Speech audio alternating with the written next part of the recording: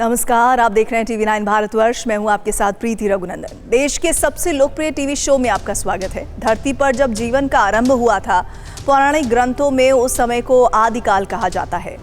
आपको क्या लगता है, उस आदिकाल के समय के अवशेष आज भी होंगे? हिमालय में रहने वालों के मुताबिक उस समय के अंश आज भी हैं और साक्षात आंखों से दिखते हैं। ये अंश महादेव की एक पौराणिक नगरी के हैं। उसकी कई सारी निशानियां आज भी दिखती हैं और वो भी पूरे प्रमाण के साथ। उस नगर की सीमा ओमकार आकार वाले एक पर्वत से शुरू होती है और कैलाश पर्वत जैसे दिखने वाले एक शिखर पर खत्म होती है। इन दोनों के बीच ऐसी कई निशानियां हैं जिसे लोग देख नहीं पाए हैं अभी तक। अगर देखते हैं तो उनकी असल कहानी नहीं जानते हैं। तो चलिए आपको लेकर चलते हैं पंच कैलाश में से एक आदि कैलाश के एक अद्भुत और अनजाने सफर पर।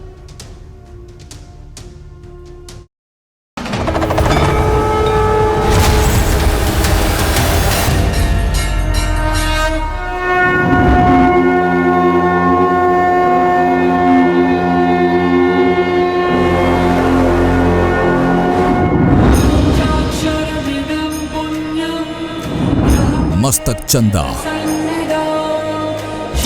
गले भुजंगा, जटा में गंगा,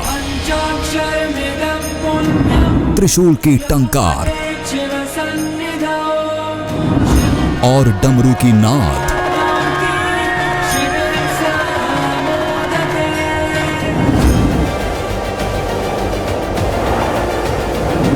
आज देखते हैं हिमालय के उस शिखर को जहां आदि काल में था भगवान शिव का वास।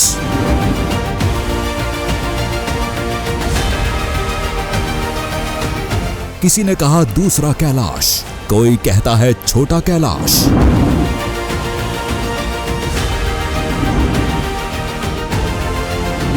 स्कंद पुराण ने उसे बताया आदि कैलाश।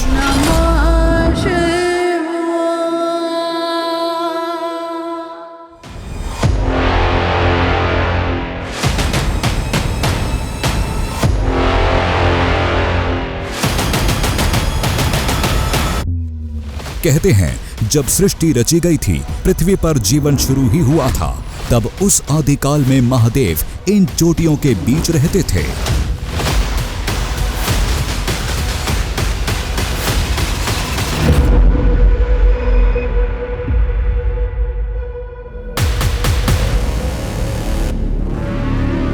शिव परिवार के लिए एक नगर भी बसाया था। अब नगर नहीं दिखता, लेकिन उसके कुछ अंश आज भी मौजूद हैं।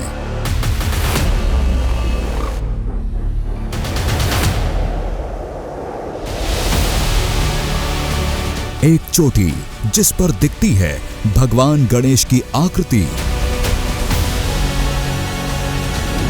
मां पार्वती का सरोवर जिसमें उभरता है भगवान शिव का अक्स,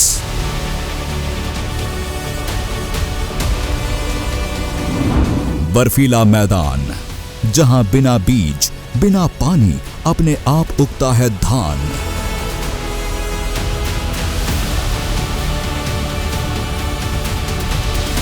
एक पहाड़ जो था उस पौराणिक नगरी का द्वार जिसके शिखर पर आज भी मौजूद है ओमकार।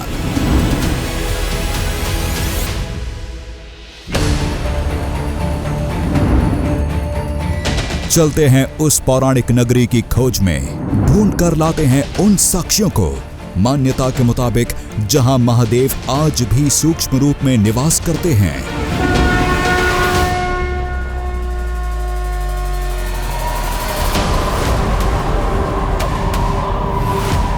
पंच कैलाश का एक अहम पर्वत आदि कैलाश।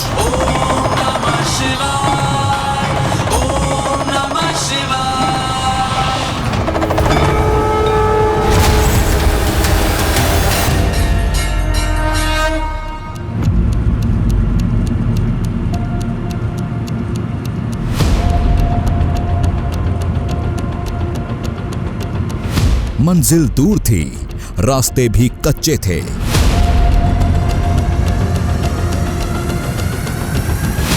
लेकिन इरादा बिल्कुल पक्का था।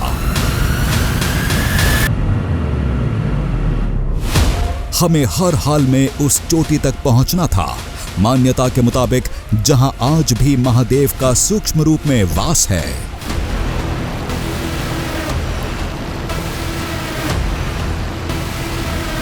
आदि काल में जहां पूरा शिव परिवार रहता था, वहां आज भी शिव के पौराणिक नगर के साक्ष्य मौजूद हैं।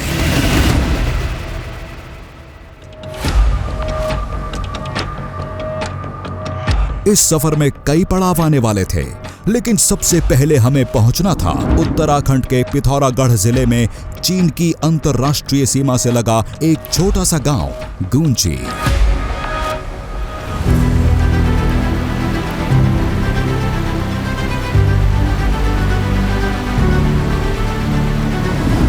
बड़े मकसद के साथ हमने गांव में कदम रखा, पूरी जानकारी हासिल की। जिसे हम शिव का पौराणिक नगर कह रहे थे, आज उसका दायरा दो पहाड़ों के बीच सिमट चुका था। पहला था ओम पर्वत और दूसरा था आदि कैलाश।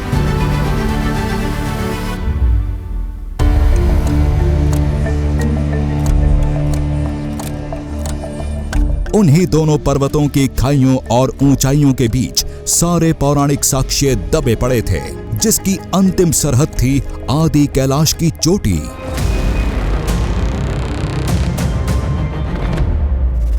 पूरी तैयारी हो चुकी थी, शिखर के काफी करीब तक सड़क बनी थी। तभी एक खबर ने जोश को ठंडा कर दिया।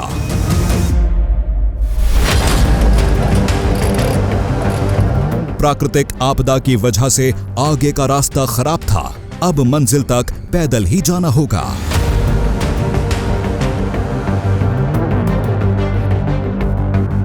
गुंजी गांव से पहले हम ओम पर्वत जाएंगे, फिर आदि कैलाश पर्वत। लेकिन एक सवाल बार बार परेशान कर रहा था, क्या वाकई आदि काल के किसी पौराणिक नगर के साक्ष्य आज भी मौजूद हैं? हम कैसे मान लें कि आदि कैलाश और ओम पर्वत पौराणिक शिव नगरी की निशानियां हैं? तो लोगों ने कहा, शिव पुराण और स्कंद पुराण पढ़िए, उसमें हर साक्ष्य का जिक्र मिलेगा, जिसमें सबसे पहला ओम पर्वत का नाम आता है।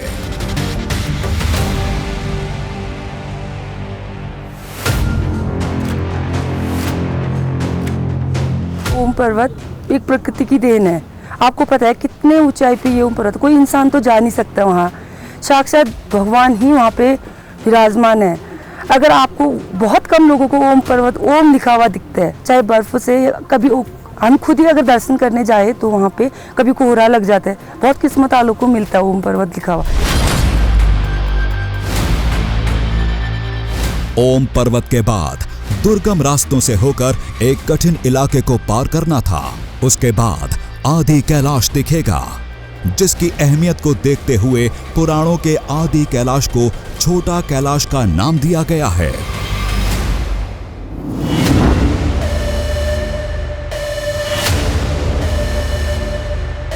आदि कैलाश जो है वो शिव का धाम है, उसको आप कैलाश मानसरोवर ही मान के चलिए।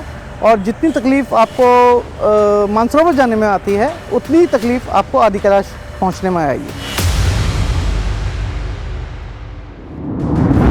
शिव पुराण की श्री रुद्र संहिता में आदि कैलाश क्षेत्र को मानस खंड कहा गया है। भगवान शिव को पाने के लिए पार्वती जी ने मानस खंड में ही तप किया था। विवाह के दौरान शिव बारात कुछ दिन आदि कैलाश पर्वत पर रुकी थी। उसी संहिता के मुताबिक कैलाश पर्वत जाने से पहले रावण ने भी मानस खंड इलाके में तपस्या की थी।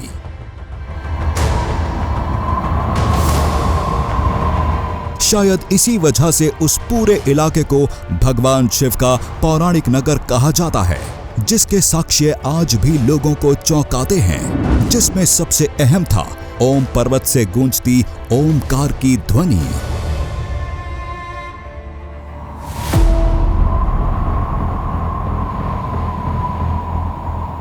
ओम पर्वत में जब जो है बर्फ़ पड़ती है तो ओम की आवाज़ आती है। जब बर्फ पड़ती है तो ओम की आवाज़ आती है। ओम की आवाज़ आती है, हाँ, ओम की आवाज़ आती है। हो सकता है और आप लोग भी जाओगे, थोड़ी देर रुकोगे, वहाँ समय बिताओगे, जब बर्फ़ पड़ेगी तो आप लोगों की भी आवाज़ आएगी। यहाँ पहाड़ में ओम लिखा है और यहाँ बर्फ़ ही बर्फ़ रहते हैं 12 महीना। और बर्फ़ पहाड़ से, वो पत्थर से ओम लिखा है। और यहाँ कोई भी जा नहीं पाते हैं, बहुत दूर है, दिखता है नज़दीक लेकिन बहुत दूर दिखता है। और ओम ओम करके आवाज़ें भी बहुत, आवाज़ धुने कोई सुनते हैं, ज़्यादा लोग नहीं सुनते हैं।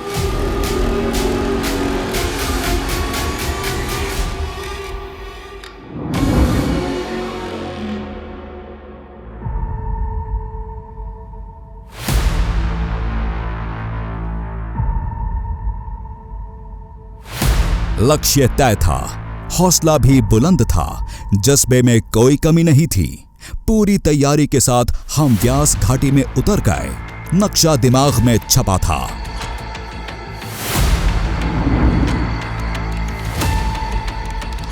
पहले ओम पर्वत, फिर आदि कैलाश, और इन दोनों के बीच महादेव के पौराणिक नगर के साक्ष्य।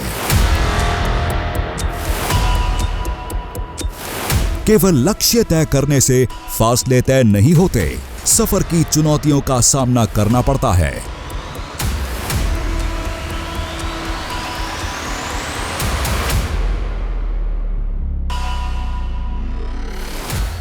गांव से बाहर निकलते ही अंदाजा लग गया कि राह बहुत मुश्किल होने वाली थी।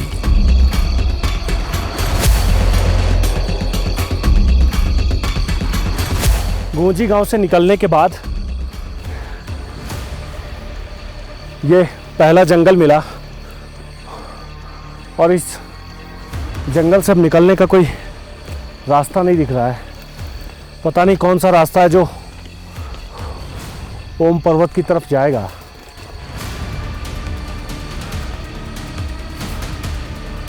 मुझे लग रहा है इधर से निकलना पड़ेगा। इधर से निकलते हैं।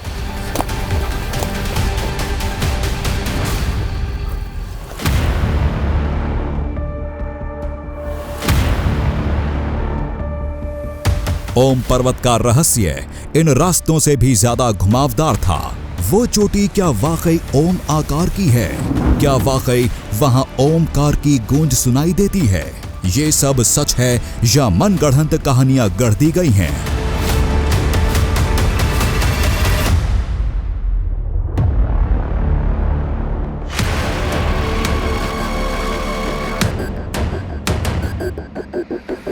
अब कुछ घंटे की बात थी, सारी सच्चाई आंखों के सामने होगी। हम जैसे जैसे अब आगे बढ़ते जा रहे हैं, ऐसा लग रहा है जैसे हम पहाड़ों के बीच खोते चले जा रहे हैं और दोनों तरफ ऊंची ऊंची चोटियां हैं, ऊंची ऊंची पहाड़ियां हैं। एक तरफ भारत है, दूसरी तरफ नेपाल है और दोनों के बीच में जो बहुत छोटा सा रास्ता है, रास्ता क्या बस पैर टिकाने की जगह कहिए, उसके बीच से हम पैदल आगे बढ़ते जा रहे हैं।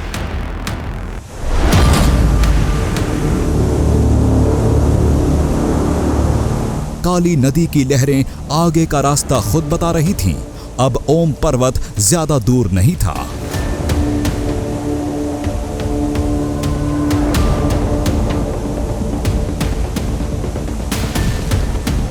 ये काली नदी है और इस काली नदी से गुजरते हुए, इसके ठीक बगल से चलते हुए हम उस जगह तक पहुंच सकते हैं जहां से ओम पर्वत का रास्ता बहुत आसान तो नहीं है, लेकिन हमें ये अंदाज़ा लग जाएगा कि ओम पर्वत के लिए हमें किस तरफ जाना होगा।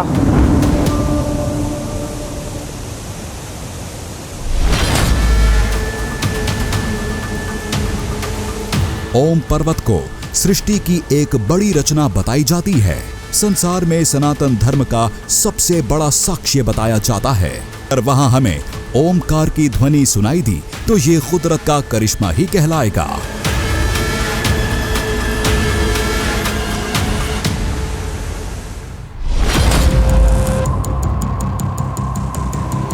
शेषनाग पर्वत को पार करने के बाद अब हम ओम पर्वत के बिल्कुल करीब हैं और जैसे ही हम इस चोटी को पार कर लेंगे तो हमें वो पर्वत दिख जाएगा जो प्रकृति का सबसे अनूठा कमाल है, सबसे अद्भुत कमाल है। लेकिन वहाँ तक पहुँचने के लिए हमें इस विशालकाय पर्वत को पार करना है।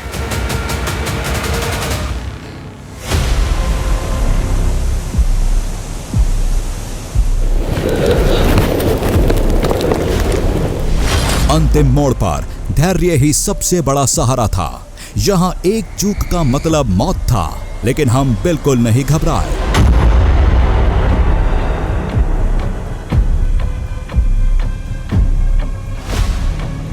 किसी तरह पर्वत के करीब पहुंचने में कामयाब रहे।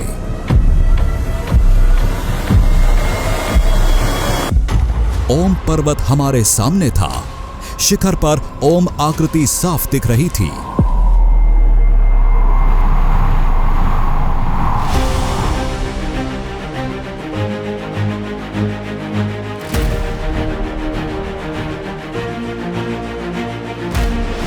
ऐसा लग रहा था मानो खुद कुदरत ने अपनी कलम से ये आकार दिया है।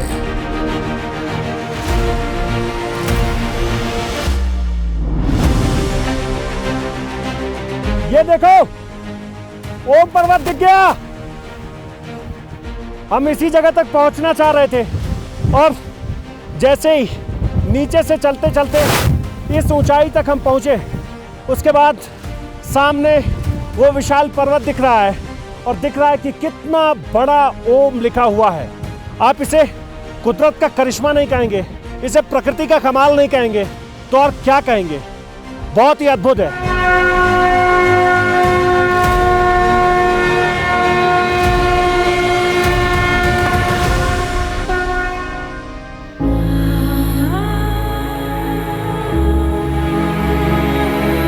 ये एक विशाल ओमकार था। एक एक कटाव साफ दिख रहा था, कोई शंका नहीं थी।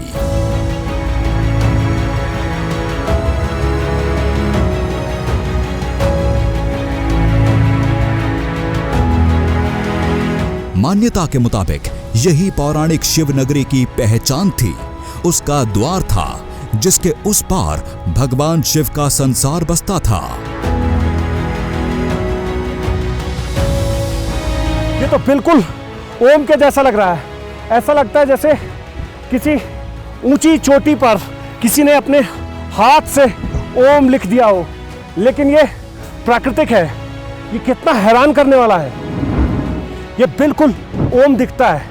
ऐसा लग रहा है जैसे इतनी ऊंचाई पर जाकर किसी ने अपने हाथ से लिख दिया हो, और जब मैं इसको यहाँ से देख रहा हूँ तो बिल्कुल ओम लिखा हुआ दिख रहा है। बिल्कुल ओम लिखा हुआ दिख रहा है। ऐसे ये आकार ऐसे।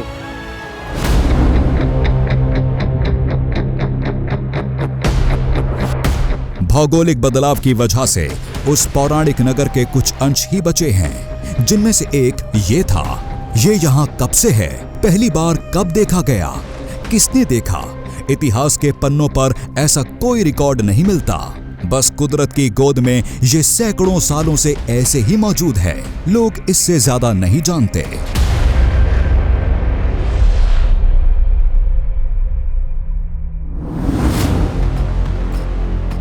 इस जगह को देखने के बाद अचानक से मेरे मन में ये सवाल आ रहा है, और जब आप इसे टीवी पर देख रहे होंगे तो आपके मन में भी सवाल आएगा कि 20,000 फीट की ऊंचाई है।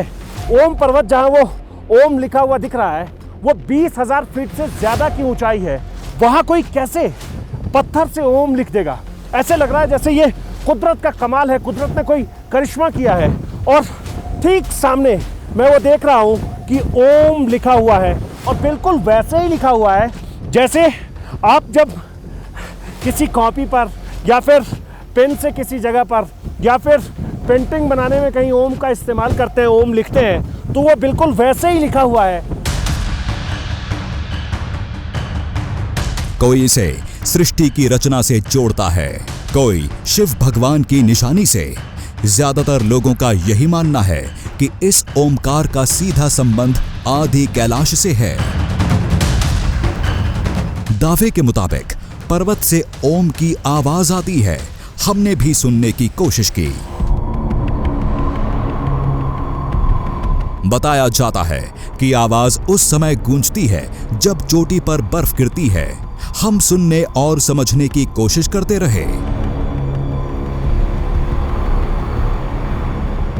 हवाओं की वजह से किसी ध्वनि का भ्रम जरूर हो रहा था, लेकिन हमें ओमकार जैसी कोई आवाज नहीं सुनाई दी।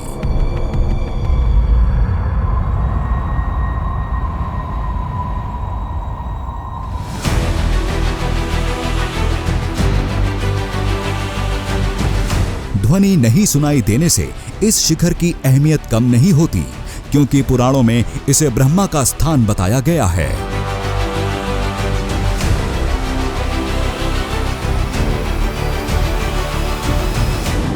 स्कंद पुराण के मानस खंड में लिखा है, हिमाद्री शिखरे रम्य ओंकारः स्वयं व्यवस्थितः दृष्टवा तत प्रवणम रूपम मुच्यते सर्वबंधनात्। मतलब हिमालय के अत्यंत मनोहर और पवित्र शिखर पर साक्षात ओंकार स्वयंभू रूप से सुशोभित है। उस अलौकिक प्रणव स्वरूप के दर्शन करके जीव संसार के सभी भौतिक एवं आध्यात्मिक बंधनों से मुक्त हो जाता है।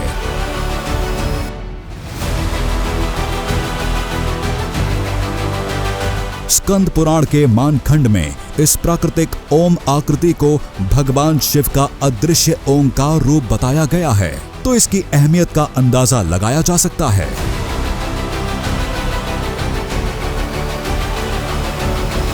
अब हमें आगे जाना था, शिव की नगरी के बचे हुए अंशों की खोज में, जिसकी सबसे बड़ी निशानी थी वो आदि कैलाश। मान्यता के मुताबिक जहां भगवान शिव आज भी सूक्ष्म रूप में वास करते हैं, जिसे पुराणों में छोटा कैलाश कहा गया है।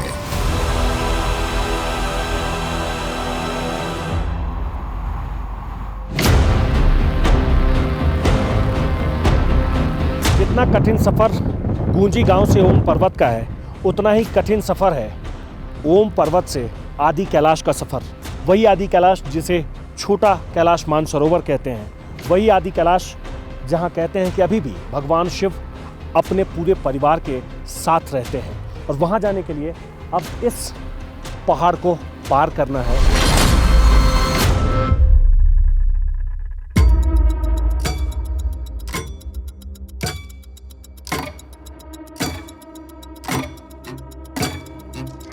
पौराणिक शिव नगरी का द्वार हमने देख लिया था।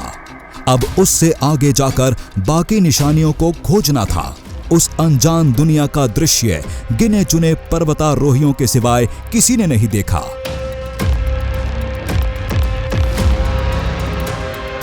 हम जिस आदि कैलाश तक पहुंचना चाहते हैं, उसकी बहुत सारी कहानियां कैलाश पर्वत से मिलती जुलती है, और इसीलिए लोग इसे छोटा कैलाश भी कहते हैं। एक कहानी यह है कि भगवान शिव कैलाश पर्वत के ऊपर विराजते हैं और उसके ऊपर स्वर्ग है और नीचे मृत्युलोक। वैसा ही आदि कैलाश के लिए भी कहते हैं कि ऊपर महादेव का पूरा परिवार रहता है और उसके ऊपर स्वर्ग है, नीचे मृत्युलोक है।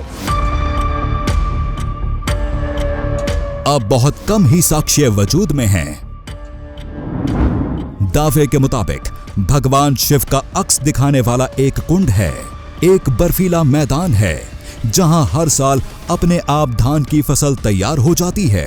मुकुट के आकार की एक चोटी है जिसे पार्वती मुकुट कहा जाता है। फिर भगवान गणेश की आकृति वाला शिखर है और उसके बाद कैलाश पर्वत जैसा दिखने वाला आदि कैलाश का शिखर।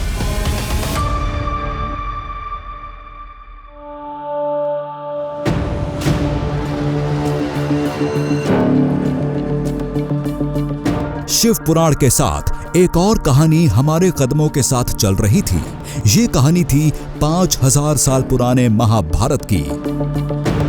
ओम पर्वत से जब आदि कैलाश की तरफ बढ़ते हैं तो महाभारत काल से जुड़ी कई सारी निशानियां दिखती है, जिनमें से एक निशानियां ये है, लोग इसे पांडव किला कहते हैं और बहुत सारे लोग इसे कुंटी यांगती कहते हैं और कहते हैं कि स्वर्ग जाने के दौरान पांडव अपनी मां के साथ इस जगह पर रुके थे, इसीलिए इसका नाम कुंटी यांगती है, कुंती के नाम से जुड़ा हुआ है। और इसके बगल में जो गांव है वो भारत का आखिरी गांव है, उस गांव का नाम है कुटी। उसके बाद हिंदुस्तान का कोई गांव नहीं है। कहते हैं इसके बाद आदि कैलाश और फिर उसके बाद बॉर्डर है, दूसरा देश चीन, तिब्बत, ये सब बॉर्डर मिलते हैं।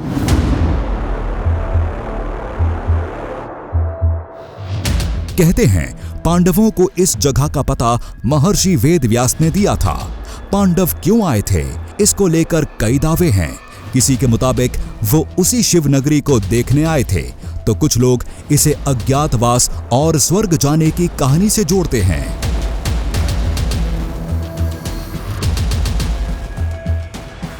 फिलहाल तो हम पौराणिक शिव नगरी की खोज में उत्तर दिशा की तरफ बढ़ते जा रहे थे।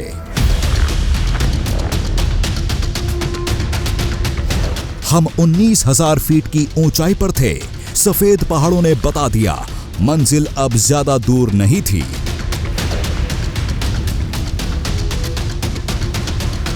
अब हम आदि कैलाश के बिल्कुल करीब पहुंच गए हैं और आदि कैलाश के पास में मैं करीब 19,000 फीट की ऊंचाई पर हूं और इस जगह की सबसे बड़ी समस्या ये है कि यहाँ कहीं भी आसपास में ना तो कोई पेड़ है और ना ही कोई पौधा है, और ये सबसे बड़ी मुसीबत है कि यहाँ ऑक्सीजन सही से आपको नहीं मिल पाता है। और यहाँ से मुश्किल से 15 से 20 मिनट और मैं सफ़र करूँगा, ट्रैक करूँगा, तो मैं आदि कैलाश के आसपास पहुँच जाऊँगा। और फिर ठीक उसके आसपास में वो 2 सरोवर हैं, जिसे एक को गौरीकुंड कहते हैं और एक को पार्वती सरोवर कहते हैं। ठीक वैसे ही जैसे कैलाश मानसरोवर में है, तो उस जगह तक पहुंचने के लिए अब हमें बहुत कम समय बचा है और इसके लिए हमें इस तरफ से निकलना होगा।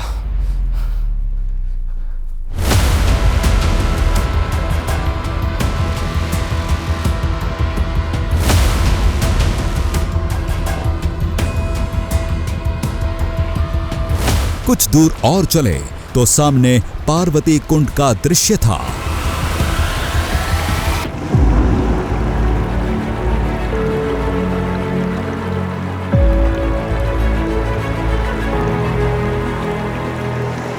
चारों तरफ बर्फ से लदी चोटियां और उनके नीचे एक विशाल सरोवर।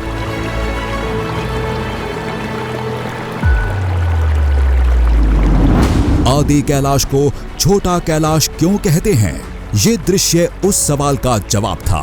सामने बिल्कुल कैलाश पर्वत के मानसरोवर जैसा नजारा था। वैसे ही आदि कैलाश के पास जो पार्वती सरोवर है, पार्वती कुंड है, इसकी मान्यता उसके बराबर ही मानी जाती है। और ये भी कहा जाता है कि अगर आप इस जगह तक आ गए तो आदि कैलाश की आधी यात्रा पूरी हो गई है।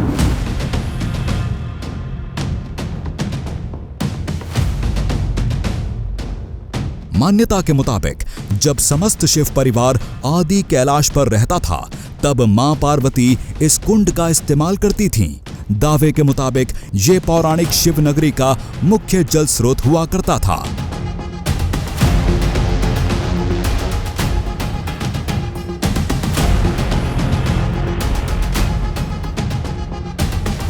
यही वो कुंड था, दावे के मुताबिक, जिसमें भगवान शिव की छाया दिखती है। लेकिन ये आधा सच था।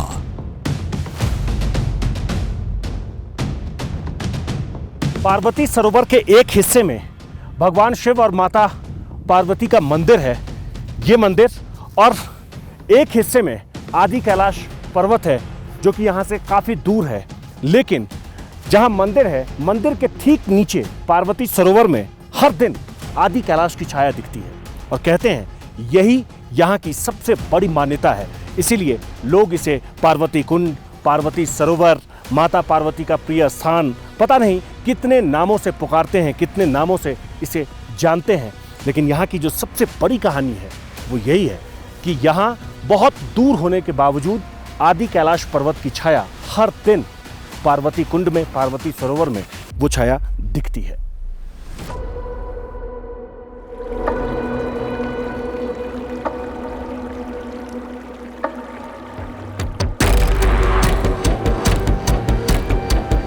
छाया भगवान शिव की नहीं, बल्कि आदि कैलाश की दिखती है। हो सकता है लोग आदि कैलाश को ही महादेव का रूप मानकर ऐसा बोलते हों।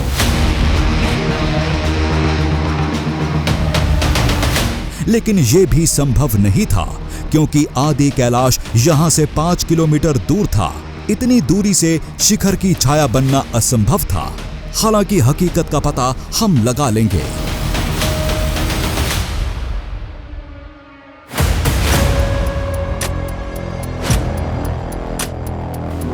फिलहाल हम आदि कैलाश की राह पर थे। अभी और कई साक्ष्यों से सामना होना था।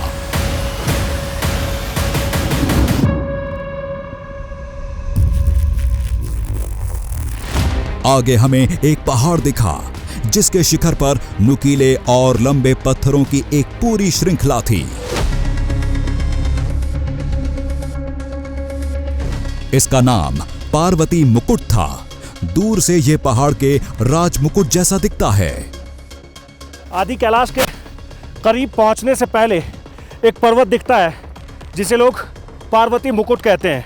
शायद इसलिए पार्वती मुकुट कहते हैं क्योंकि बिल्कुल ऊपर, चोटी के ठीक ऊपर जो वो आकार दिख रहा है वो मुकुट के आकार का है। यहाँ से देखने में कोई सीधा दिख रहा है, कोई वाइड दिख रहा है। ऐसा लग रहा है जैसे कुछ चौड़ा सा है और उसे ऊपर में रख दिया गया है।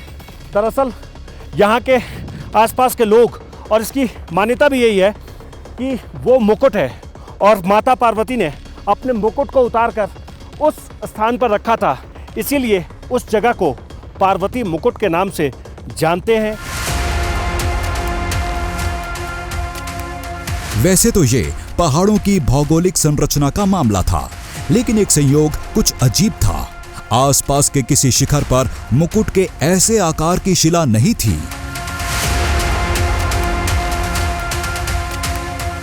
वाकई ये पूरा पर्वतीय इलाका अद्भुत था।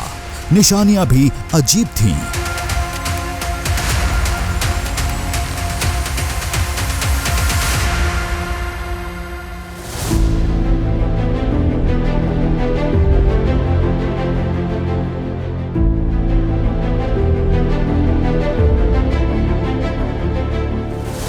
अब इसे ही देखें, कौन मानेगा कि जहां दूर दूर तक कोई इंसानी बस्ती नहीं है, चारों तरफ बर्फ से लदी चोटियां हैं, वहां धान का ऐसा खेत देखने को मिलेगा।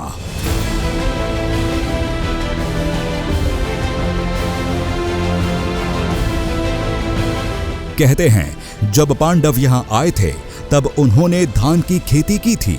तब से लेकर आज तक ये पौधे अपने आप उगते चले आ रहे हैं।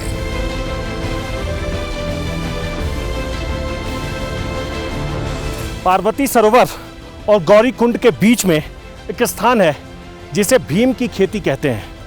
कहते हैं इसे भीम की खेती है, लेकिन इसकी कहानी यह है कि पांडव जब अज्ञातवास के दौरान जा रहे थे तो उन्होंने यहाँ खेती की थी और अभी भी इस जगह पर अपने आप धान की खेती होती है।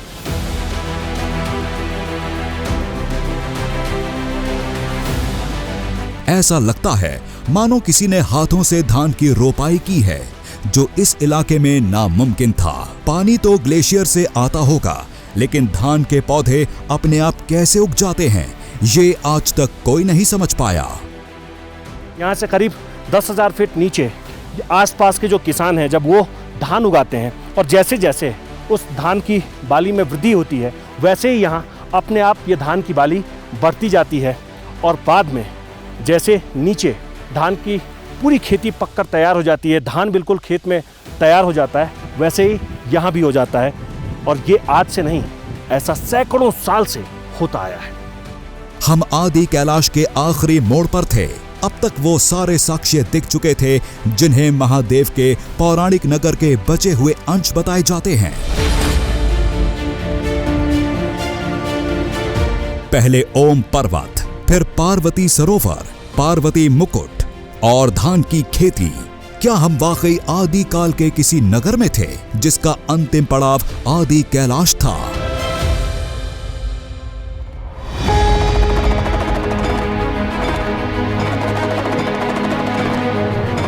वो पर्वत अब हमारे सामने था। बिल्कुल कैलाश पर्वत जैसा उसका शिखर नजरों के सामने टिमटिमा रहा था।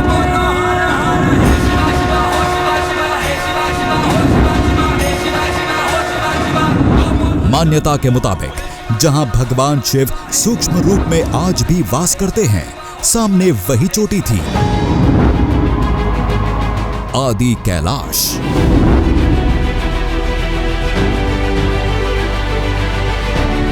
हूबहू कैलाश पर्वत जैसा, आकार में थोड़ा छोटा लेकिन आकृति बिल्कुल वैसी ही। ये आदि कैलाश, हम इसके बिल्कुल करीब पहुंच गए। ये देखो, ये कितना अद्भुत लग रहा है। पीछे नीला आसमान, आसपास में बादल और बर्फ, चारों तरफ बर्फ है।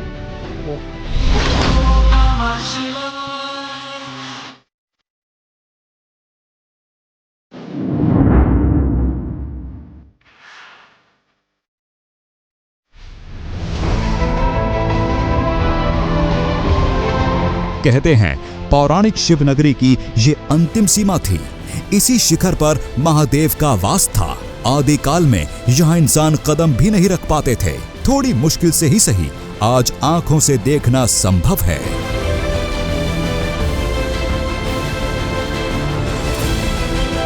मुझे इस बात का अंदाजा लग रहा है कि इसकी ऊंचाई कितनी है। 22,000 फीट से ज्यादा की ऊंचाई बताते हैं। और यहाँ आने के बाद ऐसा लगता है जैसे मैं करीब 20,000 फीट पर हूँ। और यहाँ से ऐसा लग रहा है जैसे काफ़ी ऊंचाई है। बहुत वहाँ जाने के लिए, वहाँ पहुँचने के लिए बहुत लंबा सफ़र तय करना होगा। हालांकि कहते हैं कि वहाँ तक, आज तक, उस जगह तक कोई नहीं पहुँच पाया है।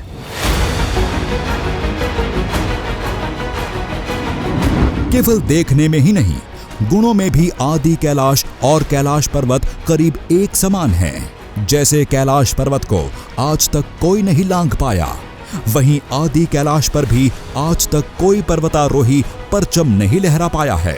1-2 बार कोशिश हुई, लेकिन हर बार नाकामी ही हाथ लगी। यहाँ तक कि हेलीकॉप्टर भी नाकाम रहे थे। पुराणों में इस बात का जिक्र है कि जब भगवान शिव माता पार्वती से विवाह करने जा रहे थे तो उन्होंने आदि कैलाश पर्वत पर पड़ाव डाला था। इस स्थान पर वो कुछ वक्त के लिए रुके थे, इसलिए इसका महत्व बहुत ज़्यादा है।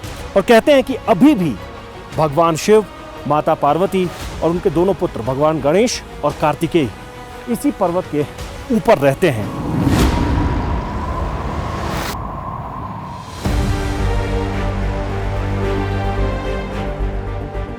आदि कैलाश चोटी के ठीक नीचे इस आकृति को गौर से देखिए, जो बिल्कुल भगवान गणेश जैसा था।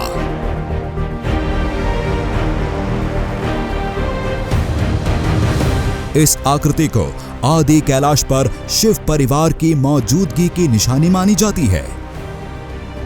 आदि कैलाश ऊपर है और नीचे जो चोटी है उसको लोग भगवान गणेश की चोटी कहते हैं। उसे ये भी कहते हैं कि भगवान शिव ने भगवान गणेश को वहाँ स्थापित किया था। ऐसी भी कहानी कही जाती है। और सबसे हैरान करने वाली बात यह है कि ऊपर आदि कैलाश और नीचे वो भगवान गणेश की आकृति दिख रही है, जो दिन के वक्त में पूरे 24 घंटे में सिर्फ एक ही बार दिखती है। आज इंसान यहाँ तक पहुँच जाता है तो इसके पौराणिक महत्व को समझ नहीं पाता। इस पूरे इलाके को स्कंद पुराण में मानस खंड के नाम से संबोधित किया गया है। स्कंद पुराण के माहेश्वर खंड में आदि कैलाश का जिक्र है। लिखा है, कैलास सदृशम श्रृंगम सर्व पाप प्रणाशनम यत्र तिष्ठति देवेशो पार्वत्य सह शंगकरः। मतलब कैलाश के समान सुंदर और दिव्य पर्वत शिखर, जो दर्शन मात्र से मनुष्य के समस्त पापों का नाश करने वाला है, जहां देवाधिदेव भगवान शंकर माता पार्वती के साथ नित्य निवास करते हैं।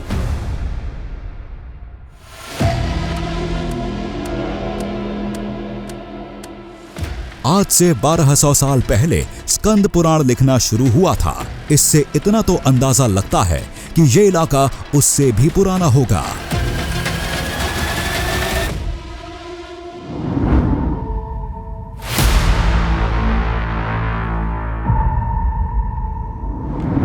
आदि कैलाश को भरपूर निहारने के बाद हम वापस पार्वती कुंड की राह पर थे। अभी एक सवाल का जवाब बाकी था। यहाँ से 5 किलोमीटर पीछे पार्वती सरोवर में आदि कैलाश की छाया कैसे दिखती है?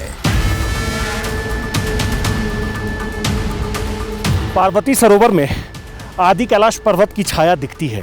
वैसे कहते हैं कि कई ऐसी जगह हैं जहाँ से वो छाया दिखती है, लेकिन एक जगह है जहाँ ये दावा किया जाता है कि हर दिन वहाँ वो छाया एक बार ज़रूर पड़ती है। तो अब हम इस सरोवर के अलग अलग हिस्सों में, इस तरफ से और फिर इस तरफ, ये सरोवर जितना बड़ा है इसके हर हिस्से में जाकर हम देखते हैं कि क्या लोग जो कहते हैं कि यहाँ से काफ़ी दूर है आदि कैलाश पर्वत, बावजूद इसके यहाँ उसकी छाया दिखती है। क्या वो छाया दिखती है? इसके अलग अलग हिस्सों में जाकर देखते हैं।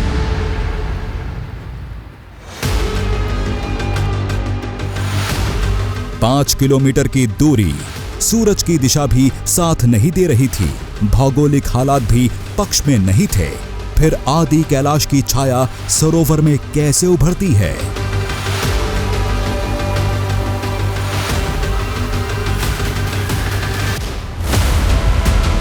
लेकिन कुछ ही देर बाद हमारी अटकलें सिरे से खारिज हो गईं। सरोवर की सतह पर आदि कैलाश की छाया साफ नजर आ रही थी।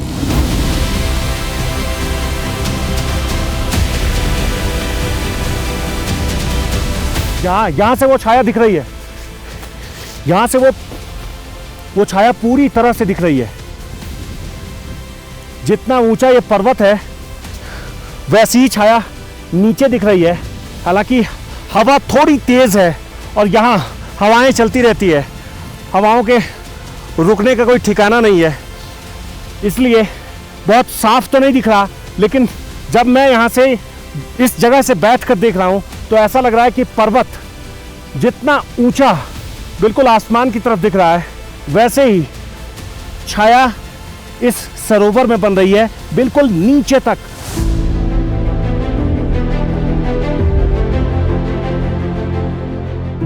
ये चौंकाने वाला नजारा था। ये कैसे हुआ हम कुछ नहीं जानते थे। जो भी था हमारे सामने था और हम पूरी तरह लाजवाब थे।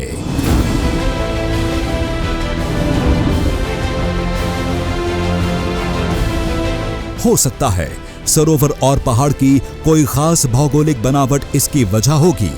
इस पहेली को अभी तक कोई नहीं सुलझा पाया है। जो अनसुलझा रहा वो रहस्य बन गया। वही रहस्य आज लोगों के लिए एक चमत्कार है।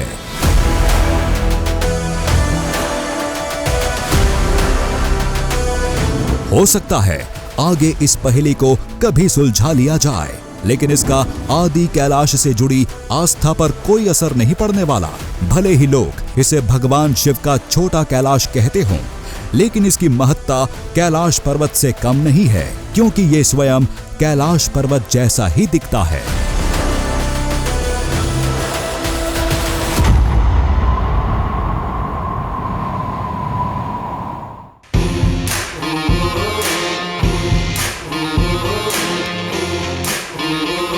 दरिया में झांकेंगे, पर्वत को नापेंगे, बांधेंगे धरती को अंबर की डोरों से। सूरज के चेहरे से पर्दा हटाना है, तूफान आंधी को भी अब चीर के जाना है। कुदरत की मुट्ठी से अब छीन लाएंगे हम, कुदरत की मुट्ठी से अब छीन लाएंगे हम। दृश्यम दृश्यम दृश्यम दृश्यम दृश्यम दृश्यम